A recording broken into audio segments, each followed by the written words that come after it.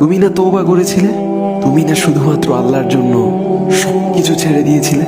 বুঝতে পেরেছিলে কোথায় তোমার আসল ঠিকানা? ভুলে গেছো?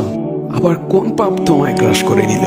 তুমি তো সেই যে নিজের পাপের প্রতি অনুতপ্ত হয়ে সিজদায় পড়ে অঝরে কেঁদেছিলে। তাহলে আবার কেন দুনিয়ার ধোকায় পড়ে গেলে? কেন ভুলে গেলে কোথায় তোমার আসল গন্তব্য? তুমি কি হার মেনে নিয়েছো নফসের কাছে? তুমি এত দুর্বল, ভুলে গেছো তুমি কার বান্দা? কে তোমার রব? তোমার রব তো সর্বশক্তিমান। সর্বশক্তিমানের বান্দা আবার কখনো দুর্বল হয় নাকি?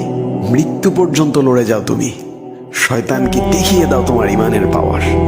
শয়তানের ধোকায় পড়ে অনেক পাপ করে ফেলেছো, তাই নিরাশ হয়ে গেছো তুমি, তাই না? তুমি কি জানো না তোমার রব কতটা মহান? তিনি তো তোমাকে ক্ষমা করার জন্য অপেক্ষা করছেন। তাই ফিরে আসো সেই রবের দুয়ারে, যার দুয়ার কখনো বন্ধ হয় না।